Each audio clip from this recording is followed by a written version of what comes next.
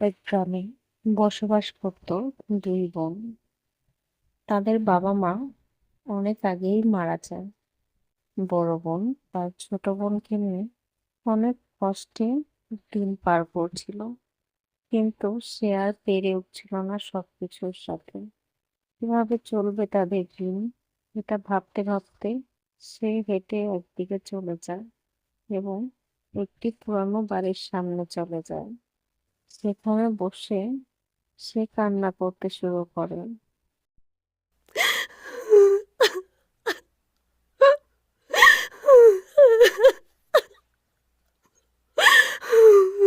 তখনই পাশের গাছ থেকে একটি শাকচুন্নি নেমে আসে। চিংড়ি ওখানে ওখানে কে কান্না করে? আর শব্দ শুনতে পাওয়া যায়। যাই তো গিয়ে দেখে আসি।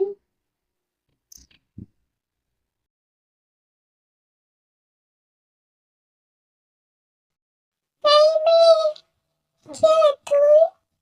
কোথা থেকে এসেছিস? তোর বাড়ি কোথায়? তুই এখানে বসে কান্না করছিস কেন? কি চাই তো?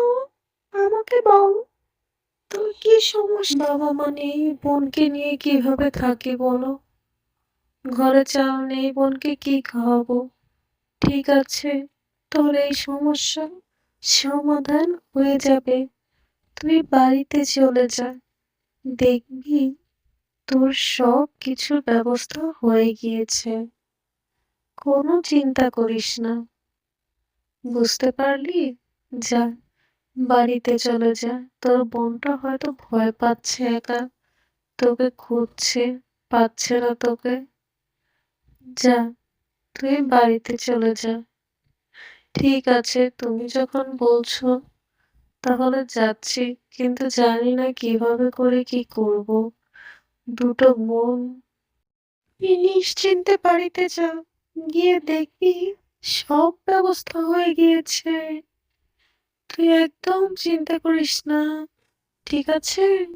সে মনে মনে ভাবছিল, শাকচুন্নির কথা শুনে চলে তো এলাম, কিন্তু বাড়িতে গিয়ে কি করব? এটা ভাবতে ভাবতে সে বাড়ির সামনে চলে আসে। আর এত বড় বাড়ি দেখে সে একদম অবাক হয়ে যায়। তখনই ঘর থেকে তার বোন বেরিয়ে আসে। তার ছোট বোন বেরিয়ে এসে বলল, বুবু, তুমি কোথায় গিয়েছিলে বুবু? আমি তোমাকে অনেক জায়গায় খুঁজেছি, কিন্তু কোথাও পাইনি। সবার কাছে জিজ্ঞাসা করেছি, কিন্তু কেউ বলতে পারে গিয়েছিলাম অনেক দূর। তার আগে বল, এগুলো কিভাবে হলো? তুই আমি বলতে পারবো না। আমি ঘুমের থেকে উঠে দেখি এরকম হয়ে গিয়েছে আমাদের বাড়ি। চলো ভিতরে চলো। এই কথা বলে দুই বোন ভিতরে চলে গেল। আর বড় বোন ঘরে গিয়ে টিভি করতে চারদিক দেখে একদম অবাক হয়ে যাচ্ছিল। সে বুঝতে পারলো যে সেই শাকচুন্নি হয়তোবা এগুলোর ব্যবস্থা করে দিয়েছে। তার আর তার ছোট বোনের দুঃখ ঘুচিয়ে দিয়েছে। তারা ঘরে এলো। এত সুন্দর সাজানো বিছানা, আসবাবপত্র দেখে তারা অনেক খুশি হতে লাগলো এবং তারা খাবারের ঘরের দিকে যেতে লাগলো। সেখানে গিয়ে তারা দেখলো সারা ঘর ভর্তি ফল, নানা রকমের সুস্বাদু খাবার। তারা এগুলো দেখে অনেক খুশি হয়ে গেল এবং খুশিতে দিন কাটাতে লাগলো।